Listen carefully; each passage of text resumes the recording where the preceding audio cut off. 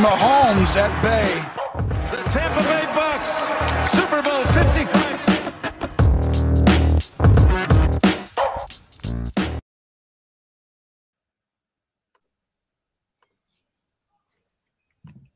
Hello and welcome to the Bucs Banter podcast for this Friday night banter edition live on Bucs Report.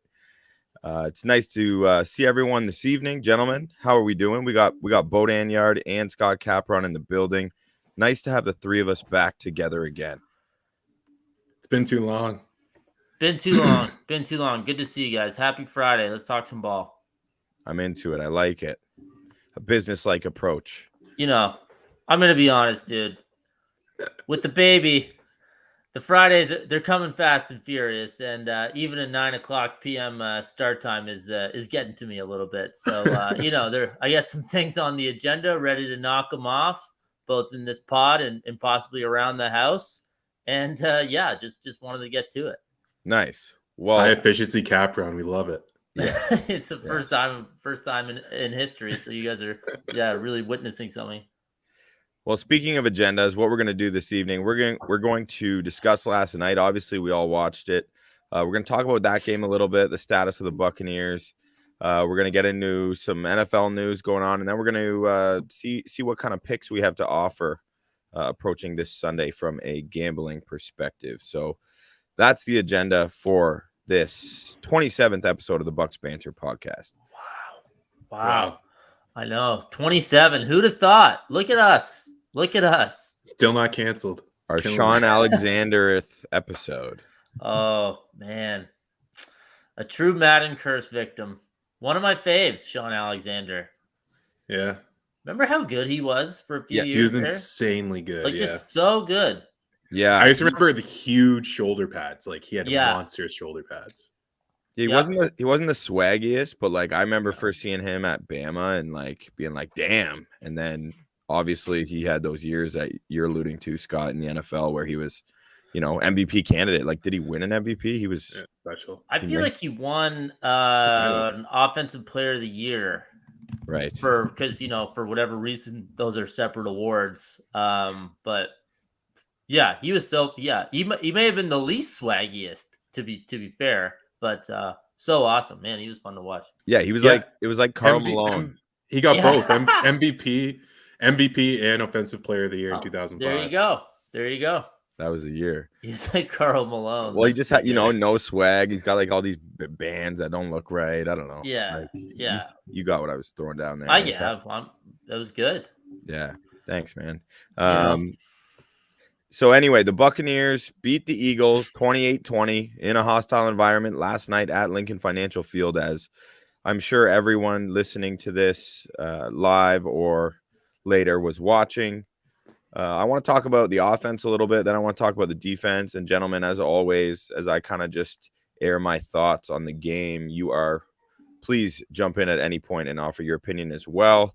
As I tweeted out earlier, there's a lot of value having two objective football fans here to keep me in check, and I love getting your guys' opinions on the Bucs. So in terms of like Brady's numbers were modest last night despite a really hot start, but one thing that just jumps out at me is I'm continually impressed by his ability to spread the ball around efficiently. He used 8 different receivers, with 4 of those players having at least 5 receptions.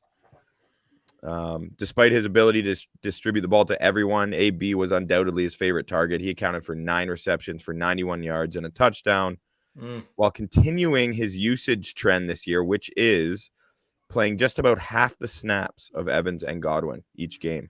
He's managed to be this productive. So, wow. Yeah, all 3 of those guys, though, are over 400 yards receiving on the year. So that, again, just kind of speaks to how much Brady's spreading the ball around and how lethal they are as a trio, all on pace to exceed 1,000 yards this year. Wow. I don't think I would have guessed that. I don't think I would have guessed that they were all over 400. But it speaks to what you're saying, how he's spreading the ball. They're just so hard to defend, man. They're so hard to defend. And sorry, just to get into which makes it even weirder that game was a game in the second part of the fourth quarter. I'm just watching. It's 28-7. Vita Vea is doing the dance on the sideline after Fournette scored his second touchdown. And And then, like a half an hour real time later or whatever. And I couldn't believe that it was a real game going on. I know that was a hot take I just gave you there, pal. Yeah, no, it really happened. Oh God, let's call Kate. Call Kate. We need assistance down there in the boom basement. But she's out. You'd have to call Avery. Oh no. Well, it is time for her to step up and start saving lives. So that makes a lot of sense. But seriously, didn't you guys get it's like it's 28-22. They go for 2 to cut it to 6, and it's like, are they gonna lose? Like it was unreal. It was really weird. I think it just kind of speaks to how bad the Eagles are because the Bucs completely stopped playing in this one. But it's part of it's the defense too, and I know we're going to get to that a little bit later. But this offense, when it's rolling, just to speak to Colin's point, like it's impossible to stop them. That first pass to OJ Howard, that first touchdown, the touch on that ball just over Kerrigan's reach, like it was an insane throw from Brady. But yeah, I'm surprised. I'm surprised the way that it unfolded in that fourth quarter. Because I had to rewatch the game, and I remember like I got home, I like saw the score in the fourth, and I'm like, how is this close? Because I left in the first quarters being like, oh, the Bucs are rolling, that's fine. Well, but yeah, Tampa scores to go up 28-7, and they just absolutely decimated Philly on that drive. Like there was literally no resistance. I think Aikman said it like 3 or 4 times, and it was true. It was just pick a play, 8 yards, next thing 7 yards. Like they were just reeling off chunk plays. But then Philly gets the ball back, and immediately their best offense of the night was a pass interference, which we've discussed is such a ridiculous penalty. So I think that was for 45 or 50 yards the second time. Immediately puts them in scoring position, and then they capitalize, and it's now only a 2-score game going into the fourth quarter. It still seemed out of reach even then, but then, it's 28-22, and Brady had to complete a throw on the run with like 2.5 left to Brown that easily could have been knocked down or picked off or just, not completed, certainly not for a 25-yard gain or whatever it was. And like they needed that just to seal that game. I just like good for them, good for the Bucs for doing it. It's just watching it, I couldn't believe that I was like, all right, cool. I guess I'll just watch it because football's on and it's the Bucs on Thursday. And then in the fourth, it was like, oh no, it's a real game we have to watch here. Yeah, you're totally right. I mean, as you're describing the Buccaneers, because that's kind of symbolic. That's not just this game. Like that reminds me of the Falcons game. If they were to be down, they're never out of it. But even if they're up, no matter how much, it seems like they're never out of it on the other side of things as well. Yeah. They kind of remind me of like myself in university. All the talent in the world, but just doing the bare minimum to get by. Down but never out. Yeah. So like I'd be close to it being like, are we going to make it through here? But I would always end up just getting by, just squeaking by. So that's what they're doing right now. And that's why I found last night's game a little bit sloppy. And I just mentioned the Falcons game. I find, and I tweeted about it last night, just like I find that Leftwich, whether it's Leftwich or BA or whoever it is, Tom Brady's obviously involved, they're getting a little bit complacent. Like I feel like their game script offensively, they start tinkering weirdly. Like last night they went back. Like I get it, you want to run the ball. Lenny's running the ball well. The Eagles are terrible against the run, and it's working great. Doesn't mean, as we've talked about ad nauseum over the last couple years with the Buccaneers under Leftwich running up the gut on first down, they just resorted to doing that again all of a sudden. When the game started, they were mixing it up beautifully and like not being afraid to pass. So I think you got to just stick to your identity and not think you got to mix it up because you're up. Like it's once they're up a couple scores that I really start to be concerned with the change in philosophy offensively. I don't know what you guys think. There's a pattern. They seem to let teams back into games. Right? Like it's crazy that that's going to go in the books as a 6-point win based on the game flow and how thoroughly Tampa dominated, about 85 to 90% of the game, but that's what they're doing. And then if you're up by a touchdown, they only need to stop you once. Like that first down run up the gut only needs to kill you one time and get you behind the chains in order for that to not be so efficient anymore, even though they were running the ball well, right? So, I know it's a chicken and the egg. Like, Philly's run defense isn't great. They've had success. What are you supposed to do? I would just trust Tom Brady. Don't go try to score, right? Like, don't too many teams lose games because they're trying not to lose. And I know we sound like broken records. It's not anything new, but it's like across the league, and even one of the best teams in the league, like Tampa, isn't immune to it. And I think we saw it again last night. Yeah, no, great point, Scotty. Bo, do you have anything else you want to add there on Yeah, Scott's I was just point? going to give a shout out. I was going to give a shout out to Lenny Fournette. Just as much as He played great. He was awesome. yeah, he played unbelievable. So it made it tough to disagree. Like I just didn't like that it was runs up the guts. But in the past game, I think he's unlocked a new feature of his game. So I love the way that he's catching the ball, making guys miss in space. He's really coming into his own under the Bucs. So. And it's something that I think in the preseason we were still like, oh, I don't know if this guy's even going to be the starter. I think all of us wanted Rojo to start. But who knows how long this lasts for? True. So like you want to see it for a full season, but he doesn't look like he's running out of steam. That's for sure. No, and he played great. I'm not trying to like take the wind out of it. Just like we'll see how it goes. It's week to week. It seems like, but he was great. Did you see that he tweeted? Called himself Thursday Night Lenny after the game. Oh, there's so many Lenny variations. I was hearing Lincoln Field Lenny. I was hearing long-term Lenny now because he's here to stay. Long-term Lenny's good. Yeah. Strong.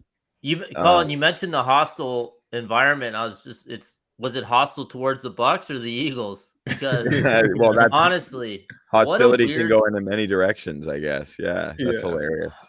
I don't know. I guess I haven't been too dialed into the Eagles the last few years, maybe less primetime games. I remember last year they had a Thursday nighter against the Giants, which was just unreal. I think it was the game where Daniel Jones tripped on the 8-yard line when he's going to gallop in. And then somehow Carson Wentz led them to come back and score. But it's like, man, I don't know if they just want to be upset, if Philly fans just prefer it. It's like their more natural state is to be mad and angry, but that cannot be easy to play in front of. Like, that is not an advantage. And I know when everything's rocking and everything's rolling, then it's great. But like, hey, it's hard. You're playing Tampa. Like, it's not easy to get into that groove. And don't you think that's the way it is, though? Like in Philly, right? So I know that's just Philly fans. I kind of love it, like because it's pretty unique and it's across all like every sport, which is like they definitely have their identity. But it was so glaring last night to watch. I know it's nothing new whenever Philly struggles at home, but it was like, oh, holy shit! Like, good luck.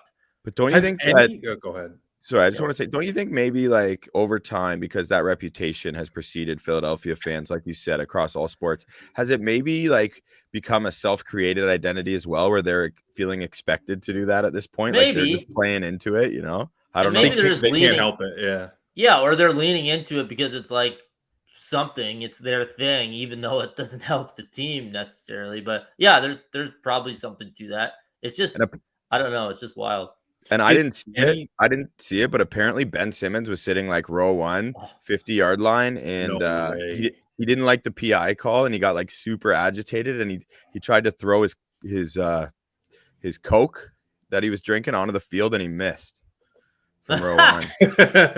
I was wondering. I was like, oh my god, there's no way he was actually at the game, right? Yeah, I don't think he's showing himself in Philly. That would have been as ballsy as possible. It would have been. Is there any athlete that's ingratiated themselves since Allen Iverson in Philly? Like, is Joel Embiid the only one that's close? Is Jason Kelsey maybe? Michael Carter Williams, rookie. But they don't have like. Honestly, I think like Iverson is in my lifetime is the only guy I can think of that's just like they undeniably are like, we love this guy. Yeah, Kyle Lowry. But I think you could Lowry say, would get booed if they were there for sure, right? Yeah, no. Like Kelsey's an interesting one, Bo. Maybe Kelsey's the closest one, I think. Yeah, but he's a center. Wentz at the start. People loved Wentz those first couple of years. I mean, it obviously flipped, but they were pretty like adamant that he was a top tier quarterback. I don't think those first 2 years of his career, I don't think anyone was trying to run Carson Wentz out of town, which is a pretty good badge of honor as a player in Philadelphia. I'd say it just to say like the only like redeeming quality of Philly fan, I just call them all Philly fan, is Singular. that they loved Allen Iverson and loved him undeniably. Even when the media tried to like turn against Allen Iverson at the end there, and like you get the whole practice clip and everything, the fans never wavered at all, right? They have it in their hearts somewhere deep down. It's just like no other athlete has been able to tap into it yet. Yeah, all you have to do is be the most transcendent athlete of a generation. Yeah, exactly. And then they'll be with you. And I never knew he was a Cowboys fan until recently. So do you think if they knew that, they'd even they'd want him like, you know, his name down from the rafters? I don't know. I did not know that, but yeah, they'd be up for blood if they knew that. For sure. But I like that you brought up Lenny because I'm totally buying it. I think Lenny looks fantastic. And like you said, like, you know, what he's added to his game as a receiver out of the backfield. Last year during the playoffs, he was getting the job done. Again, back to my university, just barely. And it didn't look supernatural, but he is catching the ball far more confidently. And it looks like he's actually like really improving within this system. Yeah. I don't know if either of you are aware, but it's been like discussed about, I guess there was a real breaking point last year or close to. And I'm sure a lot of the listeners are aware, the Bucs fans, but like, he was close to, like Bruce had to tell him at one point, it was the game after he got benched, shortly after he was signed and came over after being released from Jacksonville. And he was kind of like pouting or whatever on the sideline, and like, cause he wasn't getting the touches, and he just didn't dress the previous game. And Bruce said, Lenny or Leonard, he said, go to the dressing room. I'm going to give you 30 minutes to figure your shit out. Either come back ready to go or I'll release you if that's what you want. But you need to give me one of those two answers. You're either all in or you're out. And nice. Lenny came back 30 minutes later and with a totally different mentality that was visible to Bruce and said, I'm ready. That week, Rojo got hurt and Lenny started. And that was kind of the beginning of him rejuvenating his career as a respectable running back. I love that story. It's totally Bruce. No risk it, no biscuit. And it doesn't work for everyone. I think like I'm sure there's a lot of players who just wouldn't react well to that are still really good players in the league. But you're a special type of person to play for Bruce Arians. And yeah, it is a completely all in. It's 100 or 0. So good for Lenny. He's found a home in Tampa as far as I'm concerned. Like 6 games in or 6 games in, I guess it is. Yeah, I loved everything we saw from him last night. And I think he's gonna be. It seems like he's figured something out. Is what I'm trying to get at. Man, what a tough spot for those running backs, though. They know they only get like 6 or 7 prime years of their body to actually make as much money as possible and do as much as they can for their career. And it's like, well, you're splitting snaps. Well, that takes a pretty good percentage of anything I can do away. Like I know you have to be a good teammate and you know, do whatever you can to help the team win, but it's not easy, right? Like it's not just this foregone thing, but good for him for getting over it. And looks like it's paying off for him. So that's awesome. Definitely. And then on the defensive side, like I was going to say, let's talk about the defense. Yeah, so like one thing I will say is I was pleased with the effort all around last night on the defensive side of the ball. So I recognize that effort and motor should never be in question when discussing athletes who are paid millions of dollars to perform, but we all know that is not the case in actuality. True. And I was really impressed with the effort of those guys. And I mean, especially when you get like the injuries just continue to mount for this unit. Like obviously, mainly the secondary. They're already down 2 starting corners, arguably their best corners. They're down Levante David, their most reliable, best safety in Antoine Winfield. And then they lose Richard Sherman to a hamstring very early in the game. So for being so undermanned, I thought those guys played pretty well last night, especially Jamel Dean. I mean, he had a PI in a couple moments, but he's hurt himself. He just came back. And and that was a beautiful pick he had down the sideline. He out-receivered the receiver there. Yeah, he's unbelievable. Just some thoughts that I had related to the secondary there. Not sure what you guys saw. Yeah, not the secondary, but the front seven. I loved everything from Shaq Barrett last night. He was like it didn't show up. I think it showed as he has like a half sack. It should have been 1.5 sacks. I think in the second quarter, he tackled Jalen Hurts in the backfield, but kind of carried him a yard across the line of scrimmage. That should have been a sack. But he was constantly in that backfield, constantly making Jalen Hurts scramble. I loved everything from Jack Barry last night. Bang on, man. Barrett looked amazing to me. He was popping. He was popping. It was very obvious. He can move, eh? He's fast. He's very fast. Yeah. When him and Tryon were out there in pursuit at the same time, I saw Shaq Barrett and I was like, holy shit, that is fast for an edge rusher. And then Tryon just flies by him and takes like ran step for step with Hurts. He's like, a freak. Hurts was kind of trying to turn it upfield. He couldn't decide if he was going to stay behind the line and try to throw it and Tryon just stayed with him and just kind of like veered him out of bounds step for step without giving up an extra yard. It was some second or third quarter, whatever. It was like a nondescript play. I was like, look at the size of this guy. Hurts can run, and he's doing that. It was unbelievable. Yeah, Hurts is pretty much an NFL running back. Like that's how he runs the football. Tryon needs more snaps. JTS needs more snaps. Still early. Where do you take him from? Where do you take him from though? JPP. He's coming off an injury. He's banged up. He's got a club on his hand. He's been very ineffective these last 2 games, if we're being honest. Yeah. I feel like JPP always has a club on. I think he's. Yeah, I was gonna say I didn't know how to break that to him, but like that was just part of his uniform kind of thing. He's like, oh yeah, broken forearm. I'm gonna club you. No, he doesn't have any fingers. He only has 3 fingers on that. Yeah, no. I know. I'm always aware of the 3-finger thing, but I remember he definitely played with a cast at the Giants as well. Yeah, that's true. Maybe that was one time. Could have been 9 years ago. Yeah. Whatever. I guess I can get past it. But he's not right yet. Like his shoulder's banged up, and I think you could at least. This is a good time to be sharing some of those JPP snaps with JTS. And you're right, Cap. It is early, but I also think at some point, like, their defense has had issues this year, clearly, and he has been undoubtedly more effective when he's in the game than JPP has. Yeah, so and and I'm not disagreeing with you at all. I mean, get that guy in there. I would imagine that Bulls, and they have a pretty strict plan or schedule for what they're trying to get him to do and get him peaking for the end of the season. But yeah, I mean, he's been fantastic. And yeah, you're right.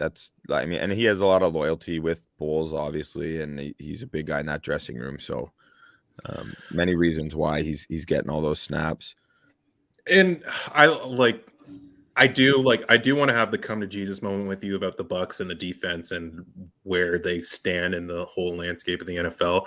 But I think the thing that's amplifying how bad they've looked so far is that they're playing a completely different brand of football than anybody else in the league, or playing against a completely different brand of football than anybody else in the league.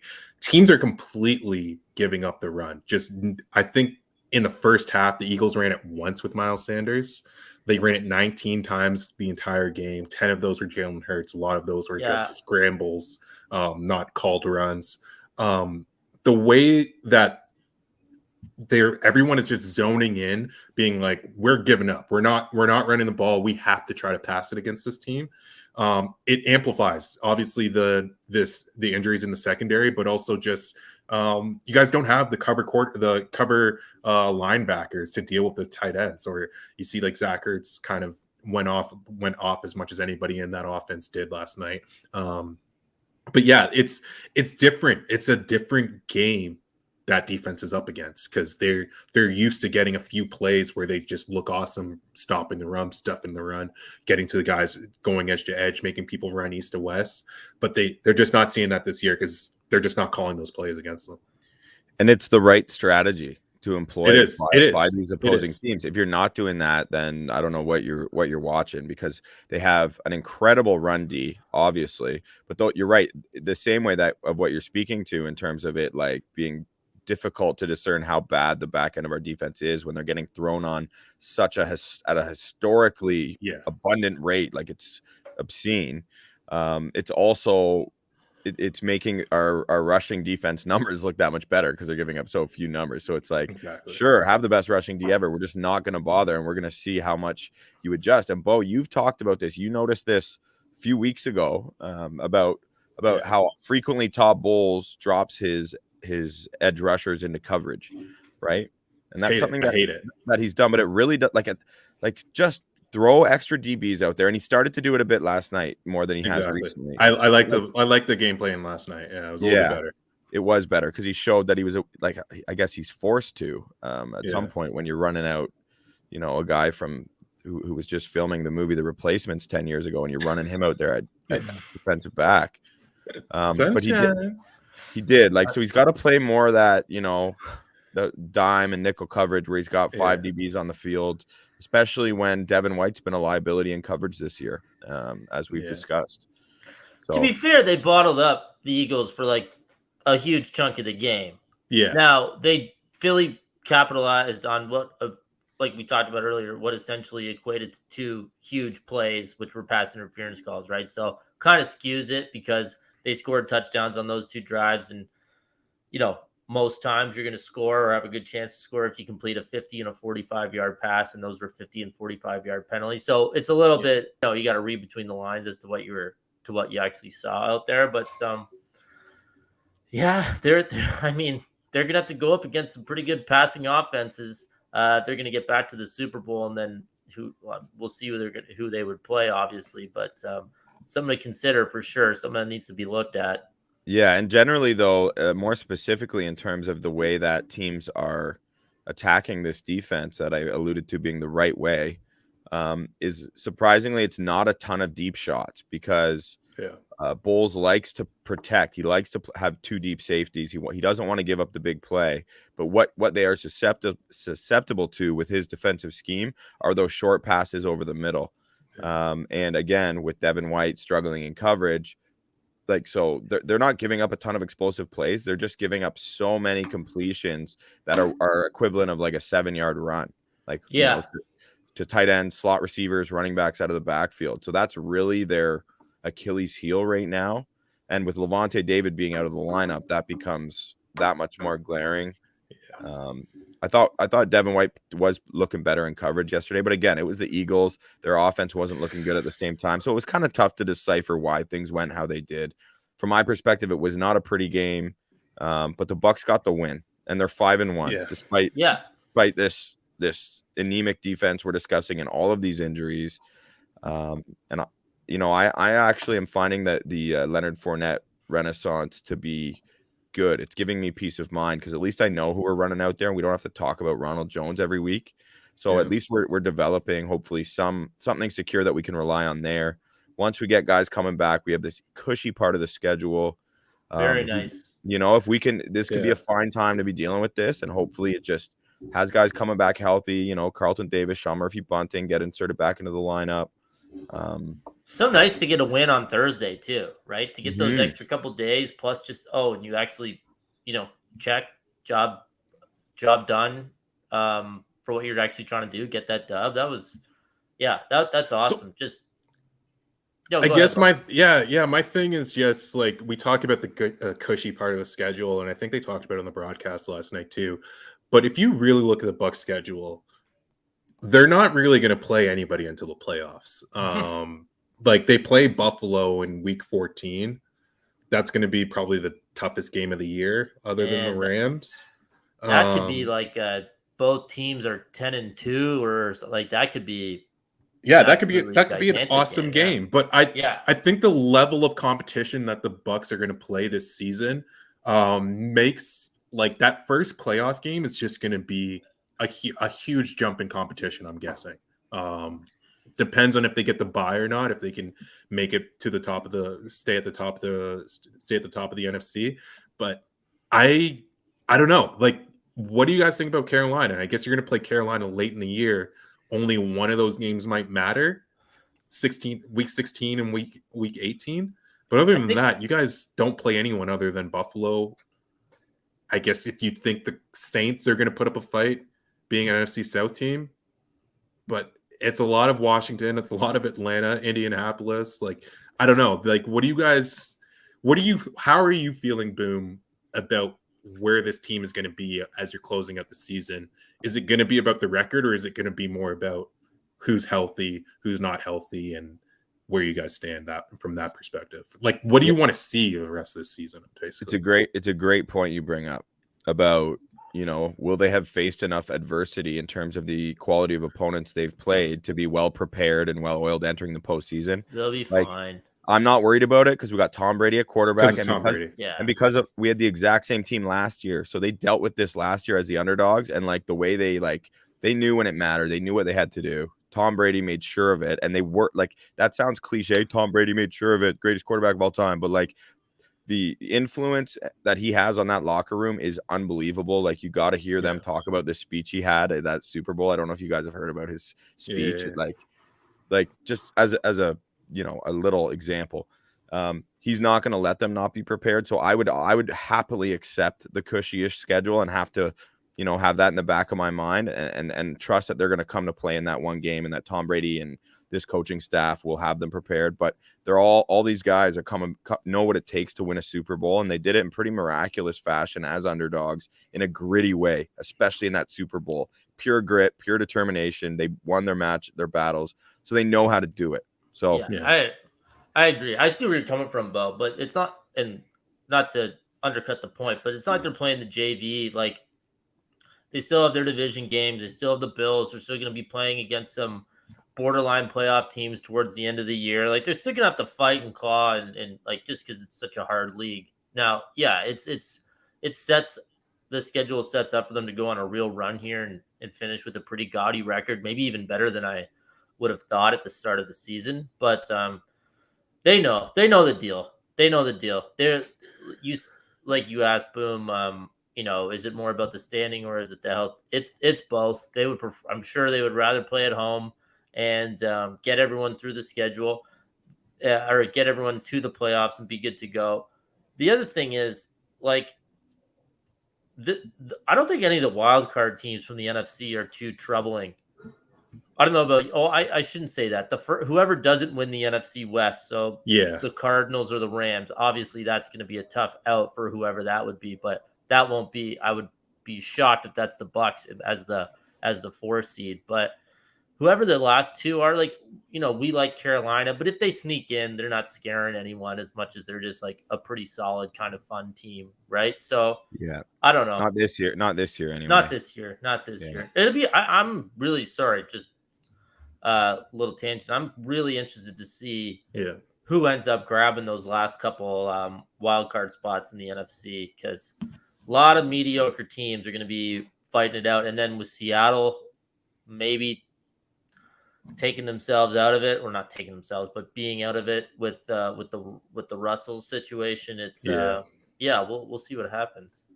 I think it just goes back to what I saw last night, where you're playing this team that you're supposed to blow out.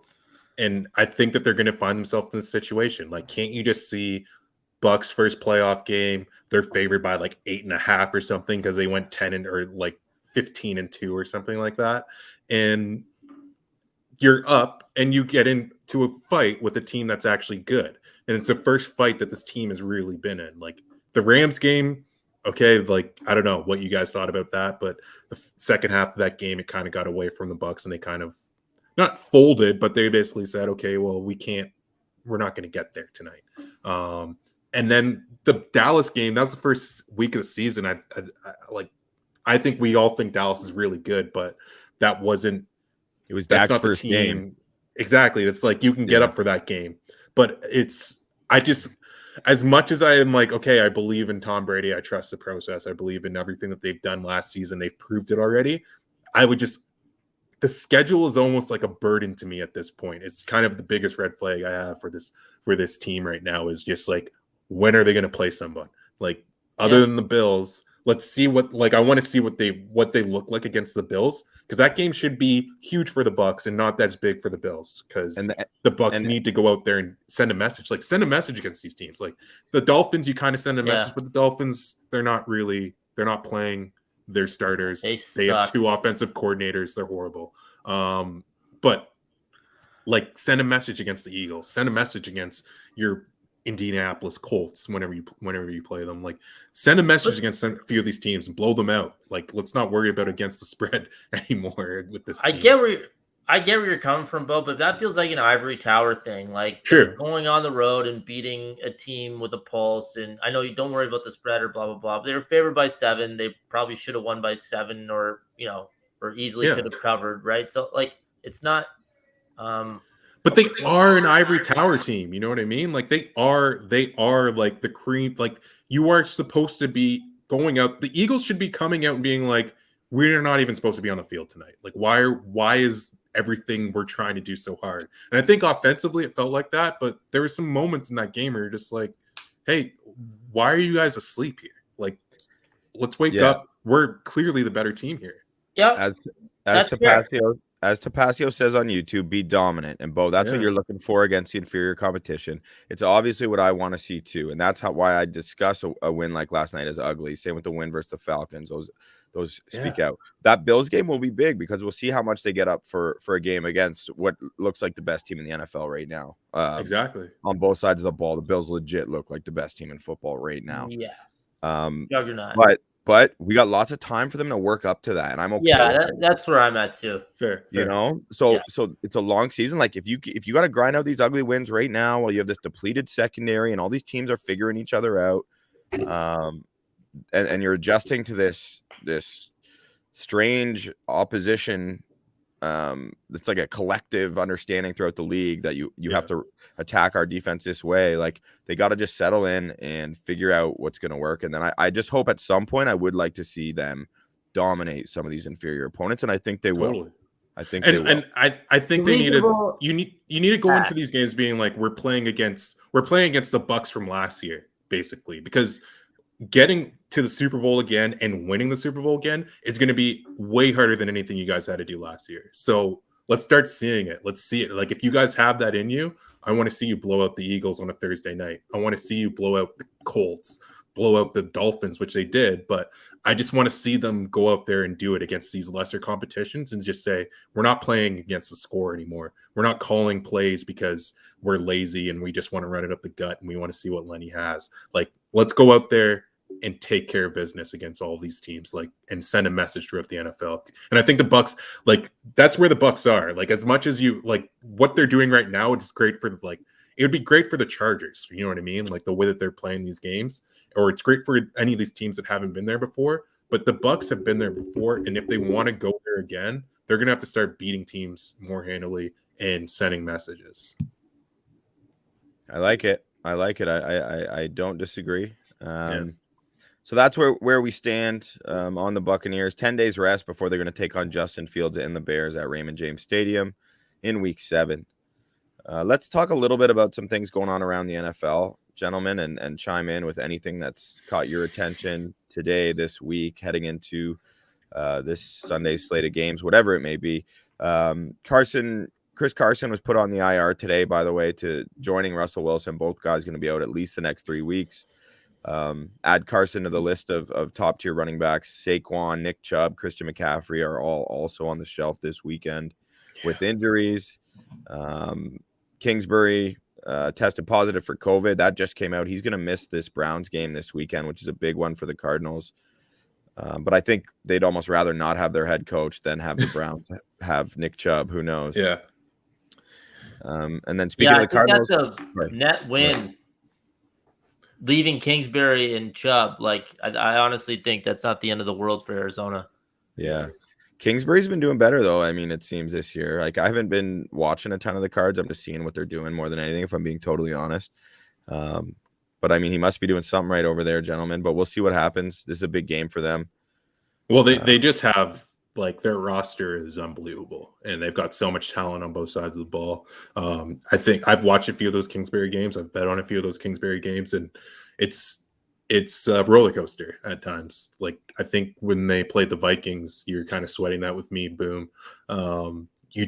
You have no idea what's going to go on in the fourth quarter with this guy, because in the first half, he is extremely ultra aggressive and plays the game the way that we love to watch coaches call a game. But yeah, like, he'll just mail in possessions in the fourth quarter just because, okay, we have the lead. Let's just kind of sit on it. And when you have Kyler Murray, you can't really do that. You shouldn't really do that, because you can every time you touch the ball, it's a possible 6. So yeah, I don't know. I'm not that worried about the Cardinals not having Kingsbury as much as I'm worried about the Browns not having Nick Chubb, possibly for an extended period. Fair. And speaking of the Cardinals, I mean, they just acquired Zach Ertz, fresh off his last game versus the Buccaneers that we all watched last night. So he was Is he going to play Sunday? I don't know. Is he allowed to? I guess he would. I honestly don't know how that works. That would be wild if he. I feel like they'll just probably. It's a great not question. Let him. But I would love to see that. I'm sure that's happened before. That must have happened before. First guy to ever play 18 regular season games.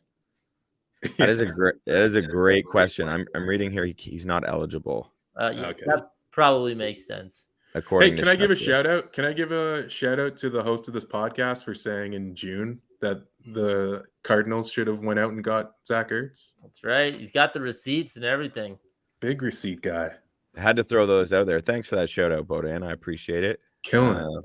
Just made sense though, right? Because they obviously weren't committing to Ertz, and we were looking at every team in the NFL's roster over and over during our busy off season, previewing each division, and looking at that team. I was getting excited about the weapons, especially after drafting Rondale Moore, and just seeing that glaring hole at the tight end position, which I mean, most of the good teams have at the very least a serviceable tight end, so it just kind of seemed like the perfect fit. But anyway, they've done it now, and I think it could be a really good situation for the player and the team. We'll see what Ertz has left. Kind of a strange fallout in Philly though. Like, is he old and washed, or is there something behind the scenes? Because he looks fine to me. Do they just like Goddard more, which is fine? It's kind of been peculiar how that's happened. Like it's like they're like saying, "Nah, get out of here," or it's like just request a trade, dude, like something. And he's kind of like, "No, I want to be here. Like I want to be in Philly. I'm a Philly bro. Like I'm like a Kelsey bro, but a tight end." I don't know. Yeah, and I think the Eagles.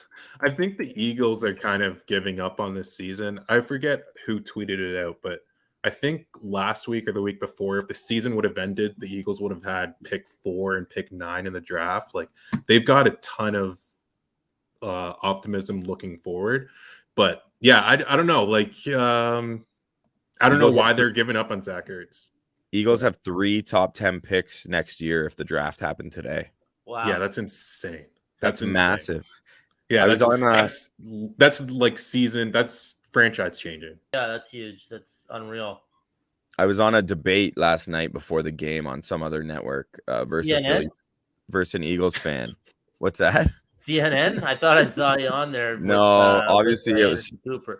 Obviously it was Fox News. Oh, nice. No comment. Yeah. No, but shit, where was I going with that? Sounds just like a shameless plug, but there was actually a purpose. About Kelsey with Philly? No, about the draft picks. That's how you debate.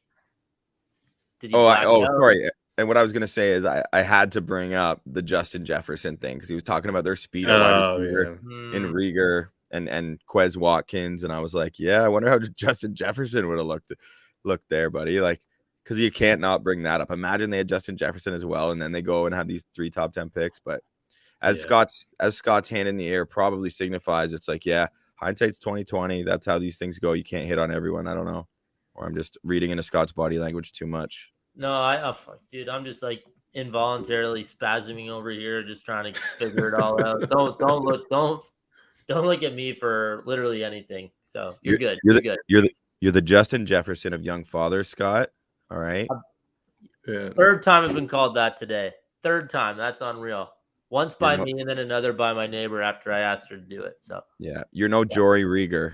No, I'm not. No, I'm not.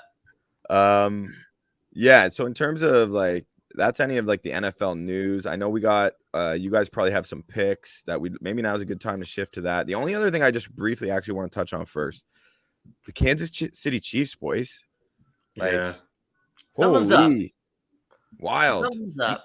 And you know what I was thinking? Like, if one of those guys goes down now, one of Kelsey, Hill, or Mahomes, like that could be catastrophic for them, right? Their defense that would always be catastrophic for them. Of course it would, yeah. But now more so by they've already accrued these losses. This early in the year, it's pretty unbelievable. Yeah. I mean, really wish you would have picked. I wish I would have picked somebody else to win that division, just to be like, go. let's just be the contrarian. But yeah, that it's not looking good. That's for sure. That defense is horrible. Yeah, the defense is abominable. Like they couldn't. I think the offense, you can see they're playing with the burden of we absolutely need to score every single time we touch the ball, which is to their credit, they play like that anyway. They're trying to score as many points. So, but I don't know. I don't know. Something looks a little bit off. I'm not writing them off or anything like that. I still trust them. Mahomes is still the best player in the league, I think, and they can maybe right the ship this week at Washington, but there's something up. There's they got dismantled. That game was not close. Buffalo was better. It was in Kansas City, and Buffalo deserved to win. And they talk about leaving your imprint on a game. They won by 18. They just kicked the absolute shit out of them. We'll see. I'd be really interested to see what happens if KC's down by 4 with 10 minutes left at Washington or something this week, right? Because who knows? Who knows what could happen? It's the almost the opposite end of the or not opposite, but kind of a similar case as what the Bucs are going through. For one, I think they're still getting played like they are the best team in the league and that they are getting everyone's best shot every week. And then also on the other hand, I think yeah, but also on the other hand is that their defense is playing a completely different brand of football this year. Every time somebody gets the ball and it's 3rd and 3 or 4 and 3, they're still going for it. So they got to stop everyone 4 times every possession. That's true. So it's gonna make their defense look that much worse, but that defense isn't good. Even if they're playing CFL football, they'd still be giving up probably the same amount of yards and touchdowns right now. Other coaches are playing to win against them. They're not leaving anything to chance, and they're aggressive, and they're doing everything they can to win that exact game, which we know that other coaches against other good teams are simply not doing that, right? Yeah. So that's a great point, Bo. Let's see. Let's see if they reel off 6 in a row here and right the ship. But I think there's something going on. A couple of things, 2 more. Well, not. I think we should talk about 2 things before we do our picks. I don't know if you guys want to just maybe throw out anything about Gruden. And what happened. I mean, I don't know if we have to, but maybe just a couple minutes on it. I kind of wanted to all of it's deplorable. He's an asshole. I'm sure there's a ton of people who are actually speaking like that as well. And it's probably going to shine a light on even more guys who are speaking in that derogatory way for no reason and just, get rid of them all. But how about the Raiders allowing him to resign and not just firing him immediately? I know that'll get lost in the sauce throughout the history of how this all goes down. But Davis, just have a backbone. Get rid of him. Don't let him quit. Don't let him, weasel his way out of there as if it was his decision or on his own volition. Step up and get him out of there yourself. I thought not as nearly as important as everything else that came from this. And, there's obviously it's been covered ad nauseum this past week, but just, I don't know, that just really rubbed me the wrong way. You couldn't just step up and actually do that and just rid yourself and get it done yourselves. I don't know what you guys think about that. I'll let you go, Boom. Yeah, I mean, I think you pretty much said it, Cap. And that's fair that's what's kind of bothered you. I honestly hadn't even thought about that specific angle of the whole thing bothers me, and I know just because people aren't tuning in. We're not trying to give our takes here 5 or 6 days later about what everyone knows. I think we can all agree that it's ridiculous, and the whole good. Thank goodness that he's gone. That's just something that kind of stood out for me. Got swept under the rug, I guess, a little bit. The thing that jumps out to me, and there's a report on ESPN right now, and there's two sides to this, but the NFL has basically said we've found no other current team or league personnel to have sent emails containing racist, anti-gay, or misogynistic language. Sure, I'm sure that's true. I'm sure John Gruden was just sending these emails into a empty echo chamber, and nobody said anything wrong. Was anything wrong with what he said? And nobody said anything. Nobody piled on. I'm sure that's exactly how that went. Yeah, there were no replies. There were no replies or anything. He just kept sending them out. He's just like, oh, let me try this one. Unprovoked, yeah. right? Yeah. And also shout out to ESPN for just basically having the white gloves on this story. When it's pretty clear that John Gruden was working at ESPN when he was an ESPN emails. employee. Yeah. So yeah, I'm sure we're not going to look into any of the emails at ESPN either. I'm sure that's a completely they're very pro diversity. You can just ask all of their sportscasters. Seems like ESPN's really up and up on this whole thing. So it's a farce. Obviously, great word. It's unbelievable the way that this has been handled. Not shocking. I think a few of the guys that were really good on this were Randy Moss. Was super good on Sunday when he was discussing this before Gruden even got fired, just telling everyone what he wanted to see. And pat on the back to ESPN for giving him the space and the platform to do that. But yeah, super disappointed in basically everybody else that's involved in the story. Adam Schefter couldn't be more disappointed in the way this went. The things that have come out about his journalistic integrity and the emails that he sent out from his end. So what happened with Schefter? What happened? I just saw a quick. Sorry, he sent some. And like there's no. I'm grasping at straws here too, but he basically sent an email to Bruce Allen being like, "Mr. Editor," which was his way to just kind of circumvent the whole the integrity part of everything. Was there anything in this story that I got wrong or that you want me to change or tweak before it gets published? So yeah, there's just and obviously there's people pulling strings when you have someone who's breaking news at like as consistently as Adam Schefter does it. There's obviously going to be some inside sources and some relationships that come along with doing that, and it's a thankless job, I'm sure, but I don't know, just it doesn't feel like we're ever going to get the full story on this. It's just going to be written down as end-line in John Gruden's storied career, which we still can say. He was a really good coach when he was coaching, especially early in his career. But yeah, like it's heartbreaking to see the toll that it took on someone like Carl Nassib.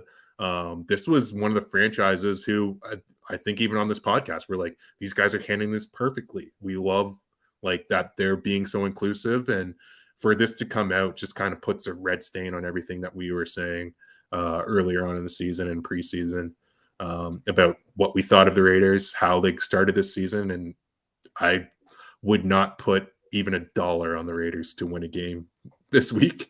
I have no idea how they're going to respond to this. Just got to see it. The other culprit, or the root of this whole investigation is the Washington football team.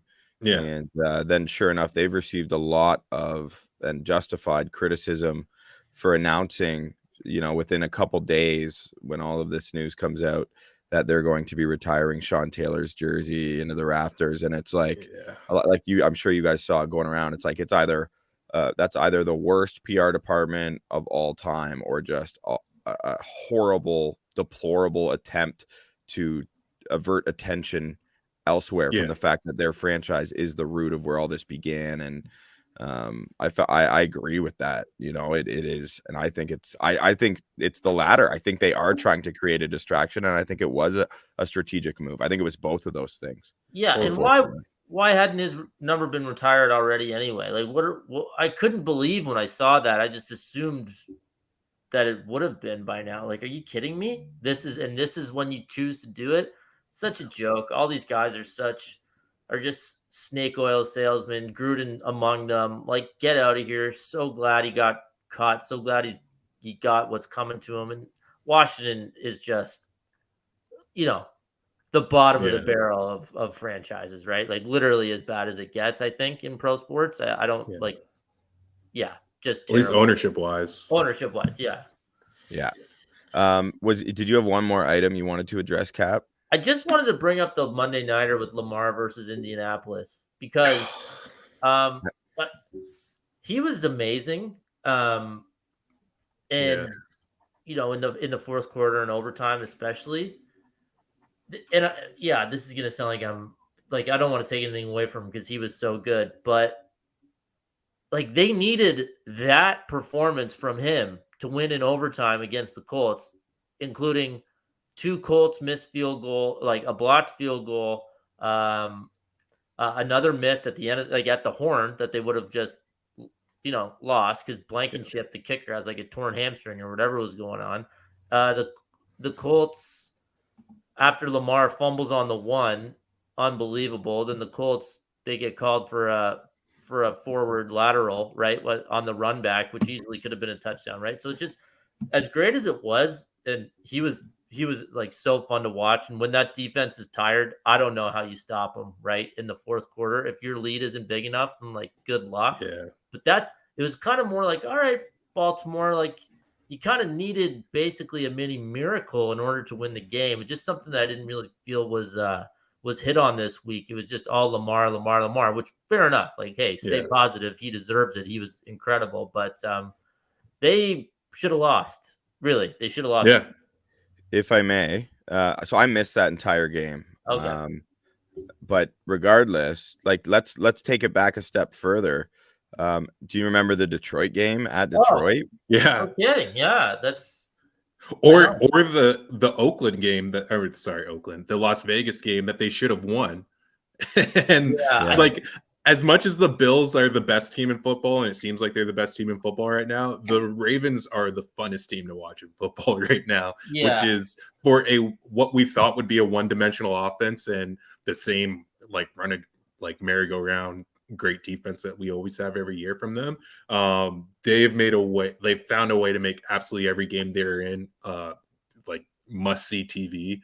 Other than the Denver game, they just kind of blew them out. But other than that, I've had a great time watching all of the Ravens games. Good drama. For sure. They're never out of it. Anything can happen. You know, like snap to snap with Lamar is just a roller coaster. You never know what's gonna happen. Entertaining as any team, but I just feel like we're good enough to just play a normal game. But hey, when you have the Magic Man back there, then you have that extra like card to play, and they did, and they won.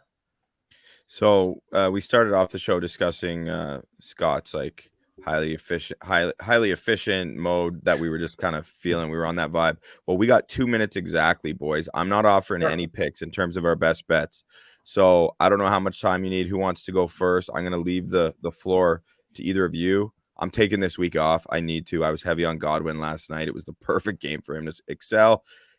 He didn't. He did in the first half, nothing in the second half. So floor is yours. Okay, I'll go. So my favorite pick of the week are the Titans plus 5.5 on Monday. Is it Sunday night or Monday night? On Monday night against the Bills. I just think it's a good spot. I like the number. I also like their ability to score late if they have the back door.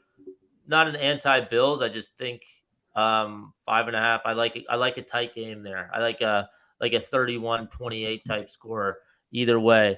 And if I had to give out one more, I'm just gonna lay it with the Bengals, man. Like, I don't know how many of these games Detroit can bounce back from. They easily could have won last week against Minnesota, but I'll take Cincinnati minus 3.5, and let's see what Burrow and Chase can do. Nice. You guys, you might think I'm crazy, but I'm going. I've got two that I feel really good about. I've got them all in a 3-team parlay. Cowboys minus 3.5 in New England. I just think the Cowboys, that high-powered offense is very legit, and their defense is good. I know Trayvon Diggs is a game-time decision, but if he plays, I think that's going to be a really tough day for Mac. I almost called him Mac McClung, Mac Jones. 30 seconds. You have 30 seconds. Then I've got the Chargers plus 2.5. I think they're maybe the best team in football as well. And like then the Bears +6, which is my underdog upset of the week. I think Justin Fields might have his coming out party this week. He's due for a breakout.